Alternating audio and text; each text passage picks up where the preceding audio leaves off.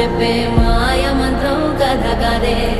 చంటోళ్లను భయపెట్టే భూచోడి కథ కదే తాత ముత్తాతమ్మల భూతాల కథ కదే విక్రమాదిత్యుడు చెప్పిన వేదాళుడి కథ కదే దీపము నుండి బియ్యం వచ్చే అల్లావుద్దీన్ కథ కదే ఇది ముడత చర్మం ముసలి చెప్పే కథ లాంటి నిజమే